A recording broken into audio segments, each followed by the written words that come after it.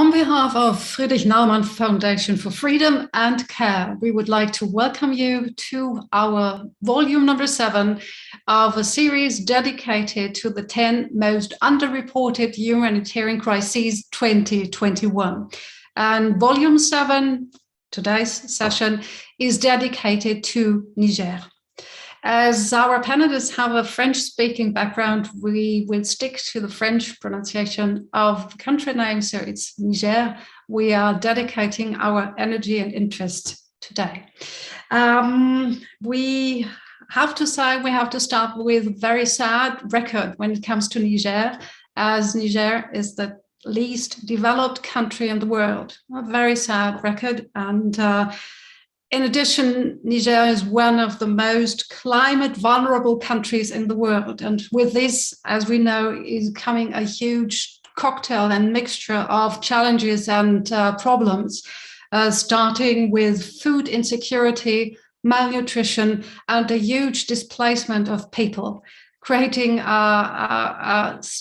instability, which obviously is marking a country's psyche. And we're going to address this in the course of our discussion, trying to find out what are the challenges, problems, and obviously where's hope for Niger in the years to come. Before we are doing it, we are diving a little bit deeper and inviting you to have a look into 2 charts Care has prepared for us to just make it a little bit more graphic when it comes to Niger, because not all of you might have been able to travel to our country today. So as you can see, as I just said, it ranked 189 out of 189 countries. So in terms of Human Development Index, the least developed country in the world. And again, Gender Equality Index 2019 is very low too. So we are absolutely addressing this topic of gender-based violence, inequality, and the hope to encourage women to just play a more important role in society. This is something we are going to address in the course of our discussion today. We have prepared another slide for you, so you can see how urgent problems are in place. Just a number, 45% of children under 5 are malnourished. 2.9 million people need humanitarian assistance. So it's just the scale of the problem. We have an idea of how huge the problem is. Each and everyone is addressing. And so it's a huge pleasure and it's a huge honor to have 2 experts today who are joining us and bringing us 50 years of experience in the humanitarian and development sector. So we are lucky to have both of our panelists on board today. And I would like to start with Yavo Douvant. He is Country Director, Niger, Burkina Faso for CARE, has been working with CARE for 30 years, as I read, and has a tremendous experience in different working areas, both in Africa and in the Latin American Caribbean region. Yavo has been working in multi-sector programming, partnerships with national organizations, crisis management, team building. So a huge program, and we're looking forward having your experience and your insights when it comes to giving us an idea of where CARE is working currently and what your projects and vision is for the future. So warm welcome, Yavo Douvant. Thank you so much. Thank you. I'm happy to be here. Lovely. You're joining us from Ottawa. So you're in Canada, but our next guest is joining us from Niger. It is Fatouma Zahra Lawan. She is a gender equality and women leadership expert, senior consultant working in the region for a long time, bringing 20 years of experience in development and humanitarian programs to us, and is especially focusing on gender and gender-based violence problems, and bringing this speciality to the table. She has been doing this in working and leading studies on gender impact evaluations throughout Africa and Asia, and has been working in the aftermath of the Haiti earthquake and the COVID-19 pandemic at West Africa. So a huge knowledge, and obviously we're looking forward to have your insight, especially when it comes to women and how women can take a bigger role in society in Niger. Very warm welcome, Fatouma Lawan. Thank you very much, Britta, and it's an honor and privilege to be part of the today's discussion. Lovely. Obviously, we're inviting you in the audience to join us with your comments, your questions, more than welcome. We will have about 60 minutes. So whenever you feel, you can just give us your questions and thought via the Q&A function. Before we are starting, let me just highlight that obviously it is CARE's intention to give our discussion a positive spin too. It is very easy to just stay in all the gloomy details where we unfortunately have to highlight when it comes to Niger and the challenge, the scope of humanitarian work. But hopefully we will have the time later on in our discussion to just give us an idea of the power and hope when it comes to Niger's future too. And with this, Yavu, we would like to really have an idea of what is CARE doing in this country, because I know CARE is been in the region for quite a time. I read 1973, and you started when it comes to hunger and malnutrition, but your scope is much broader nowadays, isn't it?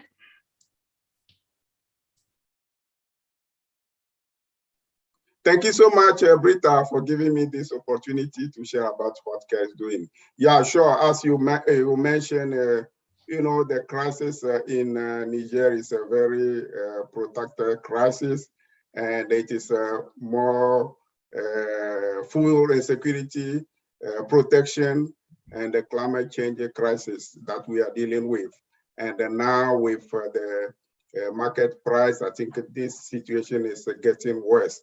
CARE is have a very large coverage of the country in Niger, and we try to ensure that we provide as much as possible support to the people affected by this crisis, particularly women and girls. So we cover the sector of food security, food and security sector, providing cash and voucher to people affected, but also providing direct food to the community where it is possible. We also work with local authority to ensure that we provide also wash assistance to the community, particularly to people that displaced. And as you mentioned in your slide, we have more than 300,000 people who are displaced. So it is a very, very difficult situation, and we try to ensure that we provide support to those people. Yeah. We know that on top of that, there is displacement, but also there is a flood that affects people also. So in that context, we ensure that we provide support to those people. We work particularly with women-led organizations, with local organizations, to ensure that we build their capacity so they are also in front of the support to help people who are in a very difficult situation.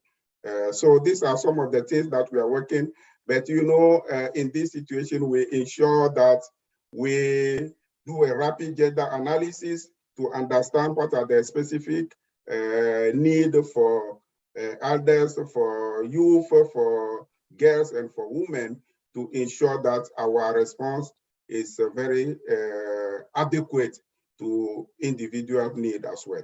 I figure. We're certainly diving deeper later on in our conversation when seeing what type of projects you're rolling out to just get more people involved and help and alleviate suffering in Niger. So we are certainly doing this later on. Thank you very much, Dawood, for the moment. Fatuma, talking about gender equality and women leadership, more than half of the population in Niger, these are women, right? So there's a huge potential there, isn't it? It is, Rita. There's 51% of the population is made of women in the country, as well as among the crisis-affected population. This is a huge potential to tap on, not only to assist, but also to develop the potential that women can have, as the first to be affected, among the most vulnerable, but also among the most resilient first responder in terms of emergency, but also among the first leader. Why not? So that's an important point that today I would like to discuss with you. Mm-hmm. Yeah, we're going to do that. Talking about Niger, obviously there are pictures from militia and fighting terrorist attacks. Talking about Boko Haram coming to our mind, and I, as always, I figure there are especially vulnerable groups affected by these types of insecurity coming from military unrest, from terrorist attack. Who is taking the brunt when it comes to this type of militia and military coup actions in Niger? Definitely the most vulnerable are the ones who will bear the most of the brunt of this situation.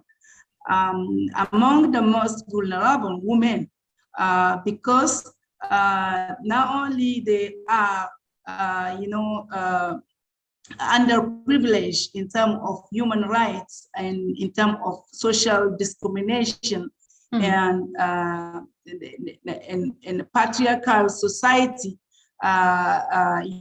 which always tend to bring down the status of women versus men, but also they are, the most at risk of gender-based violence due to this pre-existing gender inequality in the society, but also due to the new impact of the crisis.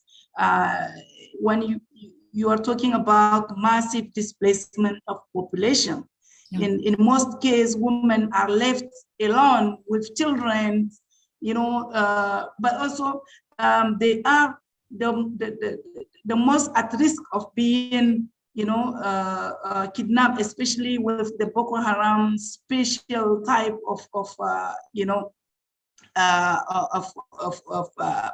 operation. Women become the suicide bomber. Fortunately, in Niger, this didn't happen a lot than it happened in the other neighboring countries. But this is also one of the risks that women are facing alongside the other, recurrent or impacts that they are facing. Yeah. Please, Yabu, please. Yeah, I just want to add what Fatma just mentioned. In this, on top of women, youth are also very, very, very exposed in this context. Talking about kidnapping, but talking about displacement, but also enroll in the armed group. Youth are very exposed, and that's why it is very important to take into consideration what we can do to support need as well. And in this context, I can mention that more than 681 schools in Tillabéri region only have been closed. So you can see that more than 57,000 children from primary and secondary school are at home at this moment. So you can see, and when you talk about DIFA, the situation is similar. So youth, but also children, but particularly women and girls are very affected by this crisis. Yeah, and what is the government doing to just make sure that children and families are protected? What can you comment on this, or is it difficult to do? I think government is doing its best to address the issue, but I just want to mention that it's a very complex and challenging context, which is at some point beyond the capacity of the government. And every single day there is incidents against the community, protection incidents. And this is a very huge country which is there. So I think it is challenging. Government is doing its best to address the issue, but we need to recognize that it is a very complex context to deal with. Yeah, so there's even more weight on the shoulders of NGOs like yours. I mean, to just contribute to alleviate suffering in a country like Niger. I figure, Fatuma, when it comes to capacity building and women, what comes to mind? Are there any projects? Are there lines of work you could recommend or you propose in your studies when it comes to empowering women? What can you do? What should a country like Niger do? Yeah, definitely. There is a lot that can be done, and I can remember a very fresh experience that I had from care, for being, a former care staff. There is an initiative that CARE has piloted in several countries, which is called Women Lead in Emergency. And myself, I had the chance of being part of those who initiated it, and I went back after a pilot stage to evaluate the project in Niger. And what comes out is women have the potential. I will say women in general, including the young girl and adolescent girl as well. You will recognize that youth women are there, and I don't overlook, the issue they are facing. So women, there is a huge potential to build the capacity and to accompany most women to take on the leadership, to take a part of the decision in the decision making regarding the assistance, but also regarding their life in the community. And what this project has done was to build and to accompany the women group, to build the network with the decision maker and a power holder at different level, with men in their villages and the local traditional authority and religious leader at the community level, but also beyond, to build a network with the local council at a higher administrative level, the government technical bodies, but also international and national NGO working in the area. So they built this network, and they were able, to advocate successfully in this case of this pilot project to improve the living condition of themselves and their community, including all part of the community, displaced, refugee, but also host community members. That's a tremendous effort that has been done under this initiative, and I think this is a way to leverage, women potential and help them, claim their own rights. And this is one thing that will be much more sustainable. Immediate self-living assistance make definitely sense, but they need to be linked, with additional, recovery, but also, longer time efforts. And in this case, the peace, building and peace development effort to make the nexus between the humanitarian assistance, the recovery, development, and the peace building.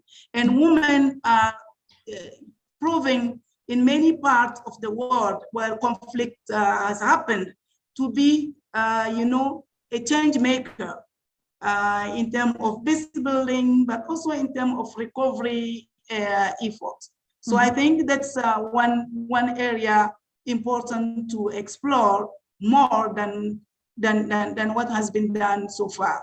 Yeah, thank you very much, Fatuma. Talking about the triple nexus, it sounds technical, but this concept in itself is something that is guiding your work too, isn't it? The triple nexus? Sure, Rita, and thank you so much, Fatma, for mentioning that. As I mentioned, given the nature of the crisis, the protected crisis, and this is a long-term crisis that is there, it is very, very important to consider the three aspects in terms of development, humanitarian response, but also the social cohesion, which is the peace component. Yeah. Very important. Guiding our work and the care and the other organizations, we have this privilege to continue doing some development work where it is possible. But at the same time, in those communities, when there is a displacement, when there is a crisis, when there is a flood, food insecurity issue, we try to respond to those needs. And at the same time, because of this crisis, the social network has been destroyed. It is very important to pay attention to that, to ensure that we deal with intra or inter-community conflict to maintain the social cohesion in those communities. Very, very key. And the triple nexus is guiding really our work. And I think in the context of Niger, it is very relevant. It's very important to consider that approach. Yeah. I just want to mention quickly that we didn't talk about GBV, gender-based violence. And I think it is a very critical in the context, and on top of building the capacity of women-led organization, we also ensure that we put in place a platform, GBV platform involving women organizations to build their capacity to make sure that they can advocate on some of those issues and ensure that they can address gender-based violence. And as Fatma mentioned, to advocate vis-a-vis the local government, but the regional government to address this issue seriously. Yeah, thank you very much. Fatuma, gender-based violence, obviously this is a huge topic, not only in Niger, but obviously, sadly, in so many societies worldwide. How welcome is your counseling on female empowerment in a patriarchal society such as Niger? How welcome is your support, your expertise there? Yeah. It has been a long way, it's not even this during the last decade, Niger has been struggling with a multiple layer crisis. So during these crisis responses, most of the time, as Yao has mentioned, the rapid general analysis that is conducted earlier on before designing any response help find out key issues that to be addressed, among them gender-based violence. So one of the important thing is to make sure that all stakeholders, in this case women, men of different ages, but also the power holder can be traditional leaders, as you know, the traditional chief that who hold the social norm and culture with them. So having them on board in the discussion, which means that sensitization to take place on behalf of all those actors, to be tailored in order that every actors or every power holder gets, is aware of the importance of, preventing, addressing gender-based violence. And as you know, gender-based violence is not only due, or didn't it only come with the crisis or the emergency. It does exist long before, even in normal situation. But it's something that, for, cultural reason, and also linked to the patriarchy, it's hidden. It's not discussed openly. So the effort was to bring this discussion to be on the table. Yeah. That's also one of the key steps of achieving this struggle. And when you have all the stakeholders on board accepting to discuss the issue because they understand, how it affects their own family members, and how, if we address it, their own family members will live, or their living condition will improve. Giving specific example that everyone knows actually, but the discussion is not open. So if you bring the open discussion, the half of the struggle is done because they are aware of it. And I give you an example of this women women group who advocate to improve their living condition. One subject and one topics they advocate for is protection of their girls from gender-based violence or even sexual violence and rape that they were facing overnight by individuals coming from inside or outside their community. So they advocate and they get the patrol of the military.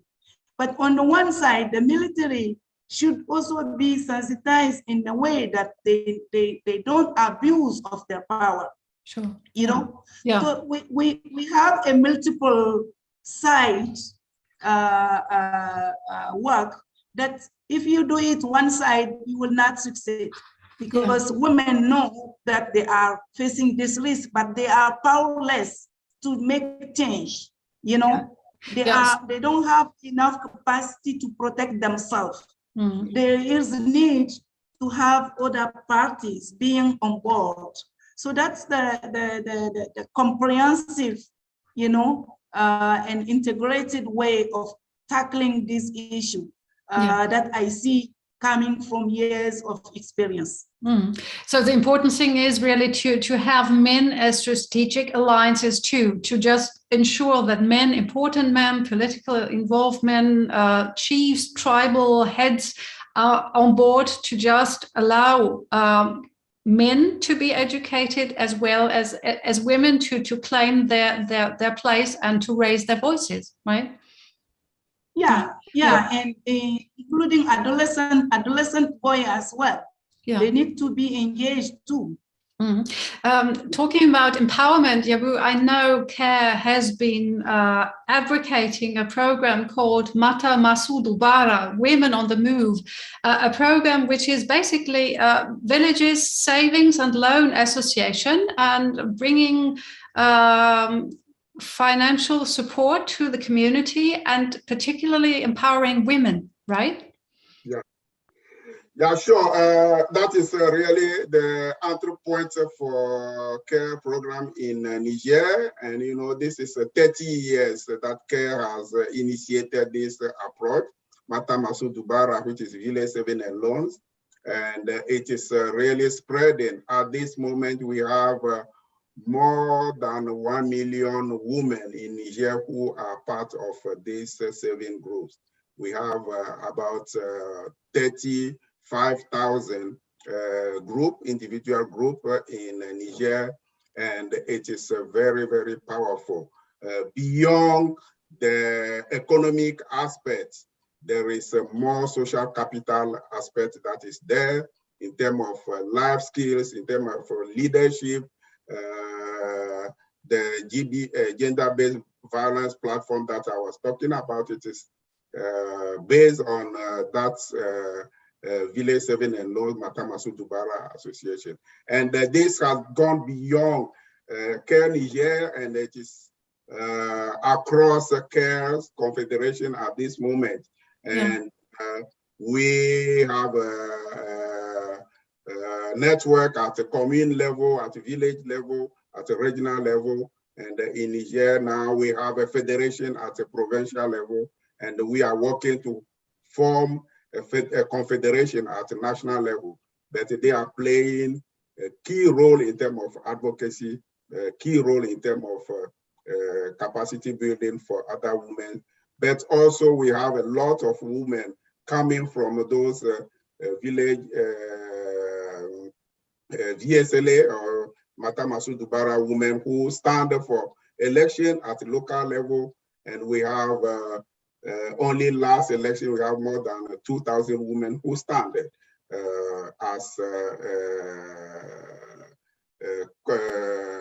local election members. And we have more than 20 women that are there. We have 2 women at the parliament at this moment. So I think it is really spreading, and this is a good opportunity to empower women, and the government of Niger has adopted this approach in 2018 as a mechanism of women empowerment in Niger.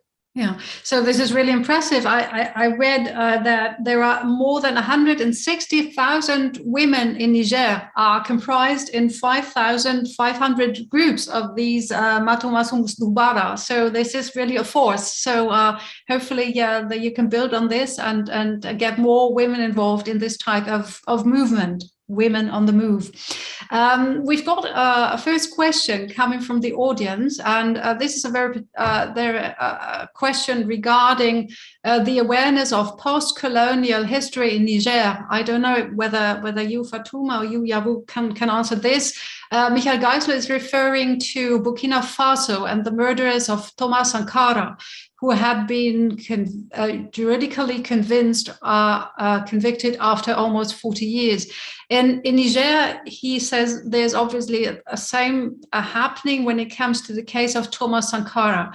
Can you comment on this when it comes to post-colonial history in Niger and the historical reappraisal?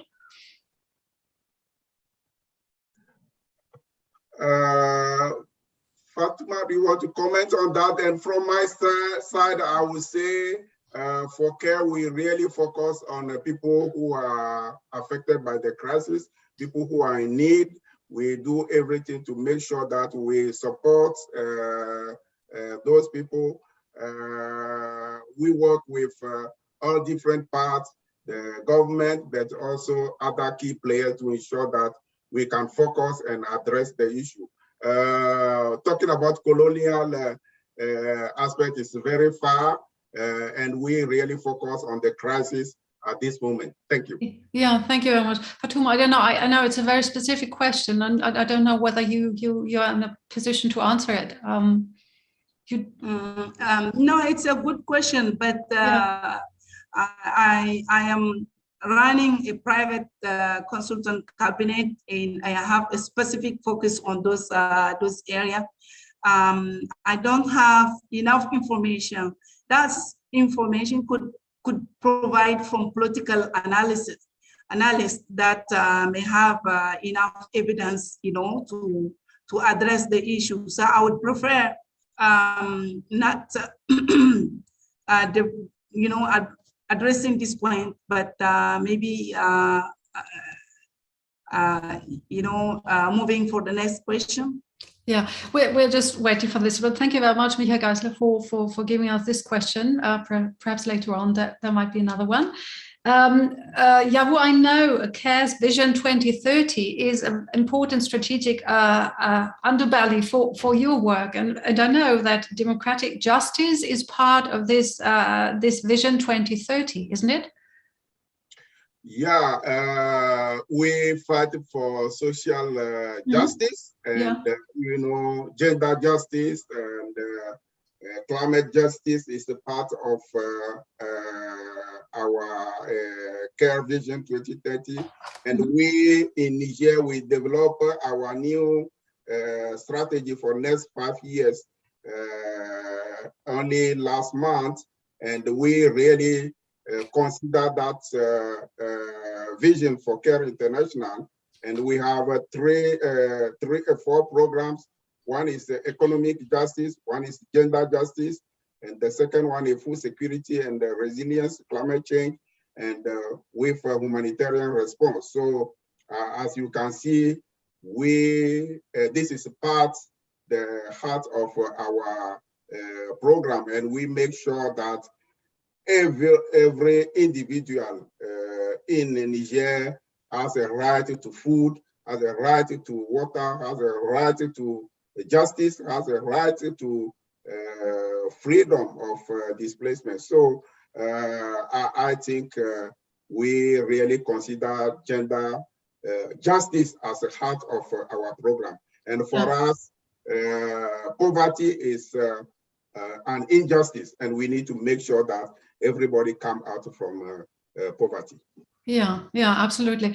Fatuma, when it comes to gender equality and health, what would you say? We are living in a world in a almost post-COVID-19 world, but obviously Niger has been fighting other epidemic challenges too, talking about cholera, malaria, and other health-related aspects. What would you say? How is the country coping when it comes to health and not only sexual health, but for women, childbearing age? How is the situation in Niger when it comes to health? Yeah, thank you, Rita, for this question. And this is a very important point you raise when it comes to maternal, sexual, and reproductive health. But in general, the recent health crisis, which is the COVID-19 pandemic, didn't have, much impact actually in people's lives individually than it has in many other places in the world. But definitely the economic impact is there because the global impact is affecting the country as well. But I would be more confident on this, on the maternal health, because in Niger, the woman has the most, the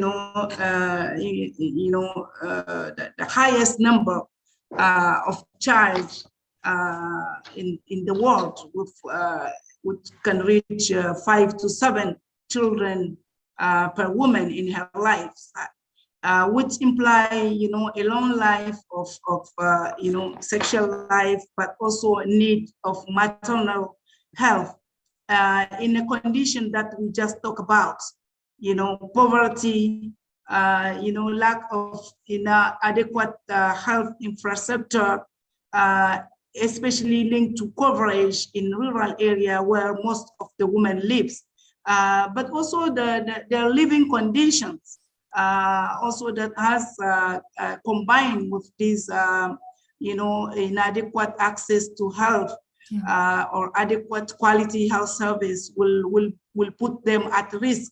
And the issue of also of early child marriage that bring early enough young girl into this maternal life without even the time of being the teenage age by themselves, right? Yeah. So this is a complex situation, and there is a lot of effort that has been done in the last 10 years to expand the number of health centers, even at community level, including the recruitment and training by the government of the community-based health worker in very remote area. But this has been compounded by the conflict that has erupted in many places of the country.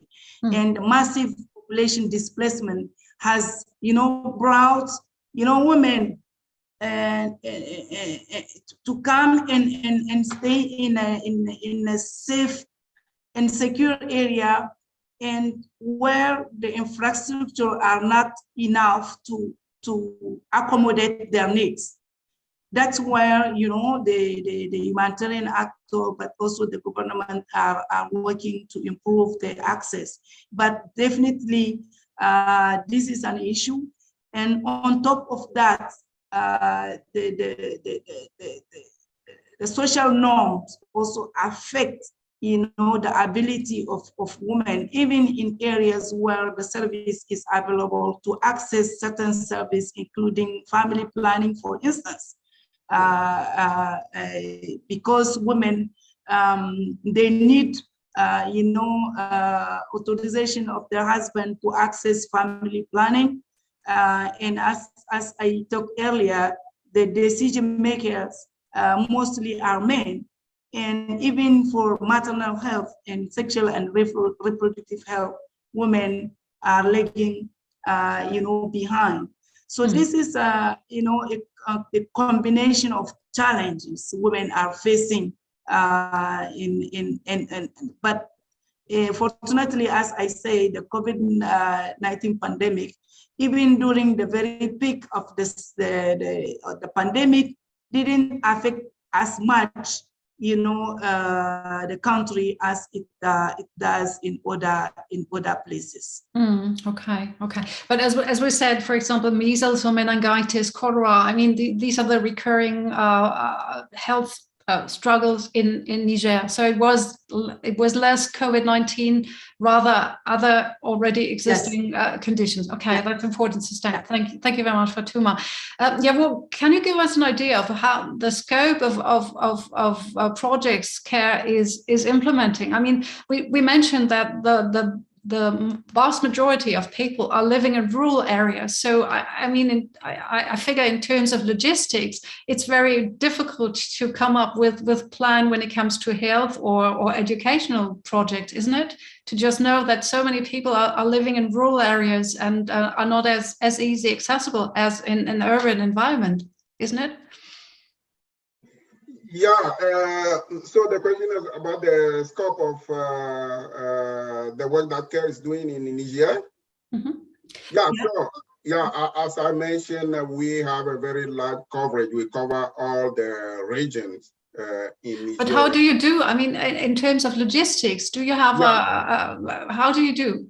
Yeah, so we have an office in various regions, particularly in Maradi, in Difa, in Zender, in Agadez, with our main office in Niamey, which help us to deploy our team to the field.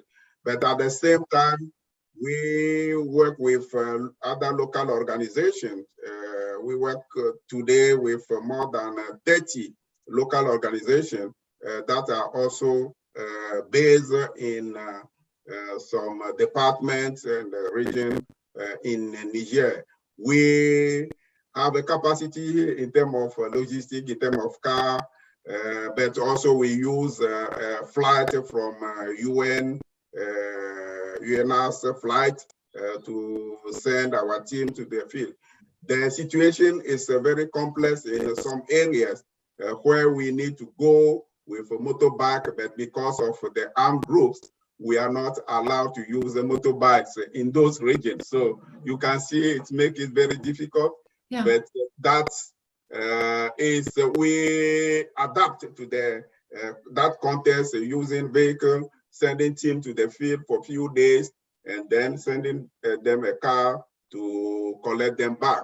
But we build our deployment on local capacity, local civil society organization, but community-based organization to make sure that where even it's very difficult to reach, we have support for people who are in need. So it is a complex situation, but we have this adaptive mechanism to ensure that we can adapt our logistic, our movement to the changing context. We have also a concern about the security of our staff. Exactly, that was the security. The security of our staff, the security of partners with whom we are working, but also the security of the community members themselves. So we take all this into consideration and we'll build our security system on our community acceptance to ensure that we can have information on time. If moving to the field can be put staff in danger, put the community members in danger, we can defer those trips, those movements, and do it later. So this is some of the things that we are doing to ensure that our staff, our partners, and community members remain safe when we are providing support to them. Yeah, because there have been attacks on humanitarian workers. I read about it, and obviously there are always you cannot ensure 100% when you're sending your people to the villages that they will come back safely and unharmed. Yeah. Mm-hmm. Yeah, and you are right, as you mentioned, even if humanitarians are not directly targeted by those armed groups, we have seen increased incidents against humanitarian actors last few months. So I think the situation is becoming more and more complex, and the security-wise is very important to be taken into consideration. Yeah, thank you very much.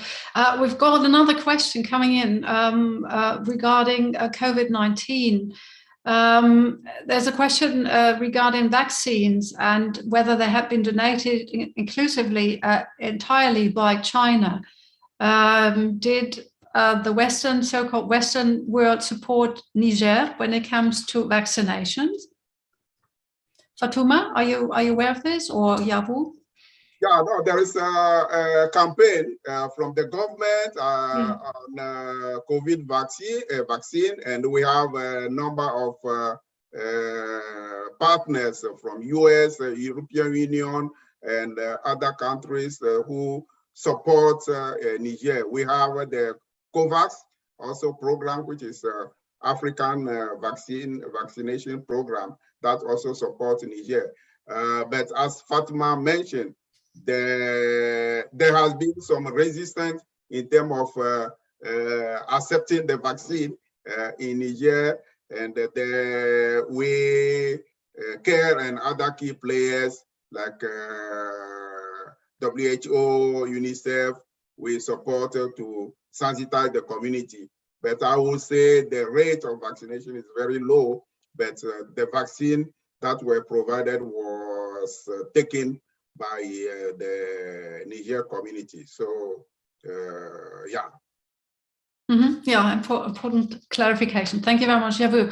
Foma, talking about the fact that Niger wasn't able to captivate more global media attention. Yeah, we're talking about this list of the 10 most underreported humanitarian crises. You are a woman from Niger, so why is it that your country, and we have been talking about so many predicaments and problems, why isn't it catching more global media attention? Fatima, do you want to start? I'm not sure whether you can you hear me? Could you hear me? Yes. Yeah, you could. Fatma, could you hear my question? Yeah. Yeah, I hear you. I wanted actually. Yeah, for me, it's most of the time there is a combination of crisis, global crisis, and then this hidden and permanent crisis in Niger. Maybe it may seem that this is the new normal for Niger, so it's nothing new, because it kept happening 10 years ago, and we are not seeing an end to it. So, you know, humanitarian assistance may not, you know, continue permanently, right? On the other side, also, you know, when you have this, you know, permanent crisis ongoing for years, and then you have on top a global, you know, hotspots, you know, so all attention is driven there, and including donor attention. And in this time of, you know, scarcity, you know, there is a trade-off. Are we giving this to this new crisis, or then we may have more visibility, because this is where the media, you know, are spotting on, or are we continuing, you know, providing the similar assistance? So that's, I think, from my perspective, the trade-off that donors are making. But in the other side, we all know that, you know, the humanitarian imperative, there is no distinction between a vulnerable, affected person in Niger and another one in Ukraine. But because of how the attention, the global attention is directed, even the funds are directed. I only think about of that from my side, but definitely the way of supporting, assisting, you know, population in Niger facing permanent multi-layer crisis. With also this such potential of resilience that we are seeing among the population. There is need to highlight it more, to bring it on lights of the media, you know, on media attention, and draw donor attention consequently to the case of Niger, to save life, but also, as we talked earlier, to make it link to the three, you know, triple nexus. Yeah, the nexus. Yeah, right. Yeah, Wu, please. Yeah, I would say on that three things. The first thing is, you know, media, they want something that is new. They are looking for something new. And as Fatma mentioned, this is an ongoing crisis. So I don't know if there's some kind of a donor fatigue. That is the second part. Maybe because it's going on for a long time, there might be some kind of a donor fatigue. And if you take the humanitarian response plan, it is underfunded. So less than 30% that is funded. So how do we make sure that we address this? The second or the third aspect is the justice issue. You know, we're talking about justice. This is more than 25 million people in this country, in Niger. And according to the latest figures that I have, 4.4 million people will be in need assistance, food assistance, phase 3 and phase 4 during next few months. So how do we make sure that people are aware of this? I know also the third aspect is competitive. There are other new crises.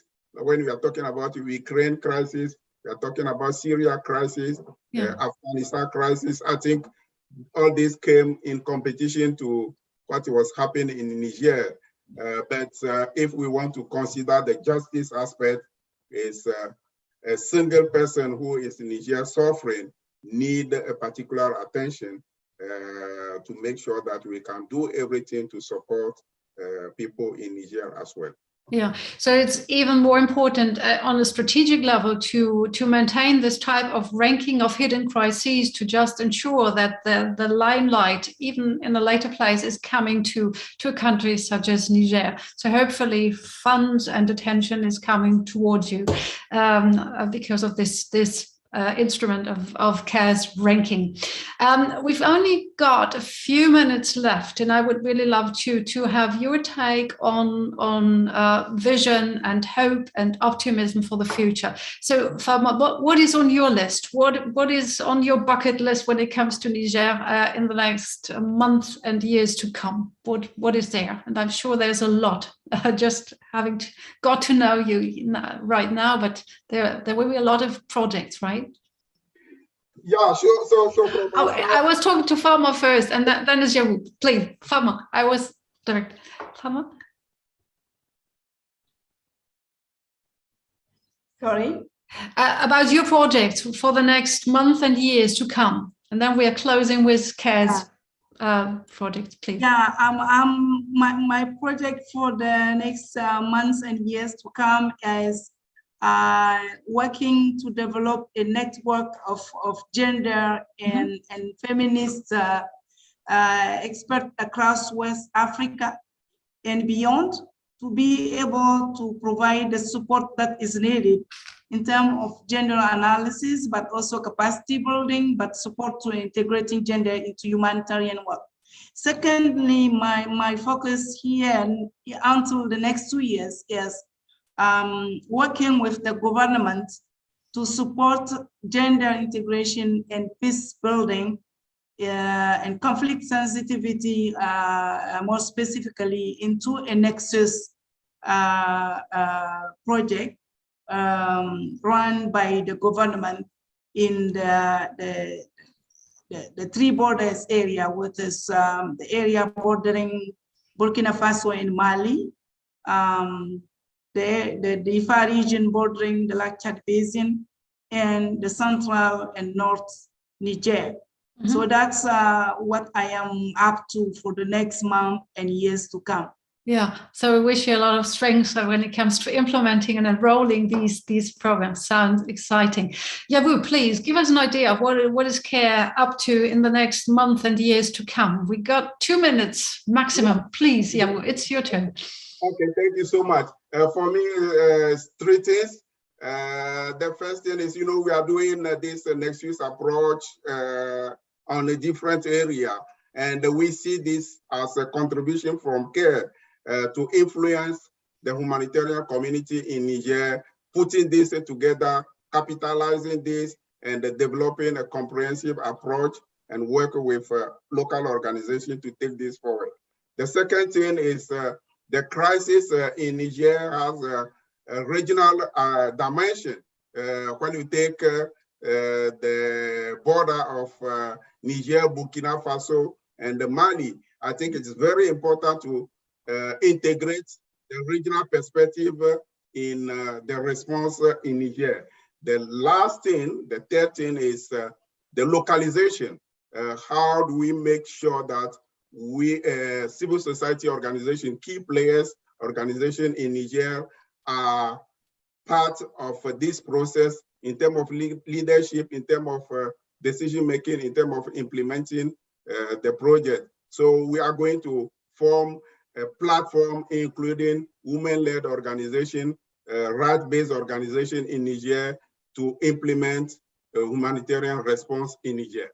Wow, that sounds exciting and really inspiring. So to both of you, thank you very much for joining us today. Yaru, Fatma, it was a pleasure having you and giving us your expertise and your passion when it comes to Niger and its future, and hopefully there's good news coming your way, and we wish you power and strength and funds to implement what you're building up. Thank you very much to our audience. It was a pleasure having you on board. And if you are interested in joining us next time when it comes to the 10 most underreported humanitarian crises, CARE's ranking list, please join us in 2 weeks, June 27th, when we talk about Zimbabwe. This is everything for now. Please stay healthy, stay safe. And once again, it was a pleasure. Thank you very much for joining us. Please. Thank you. Bye-bye. Thank you. Bye-bye.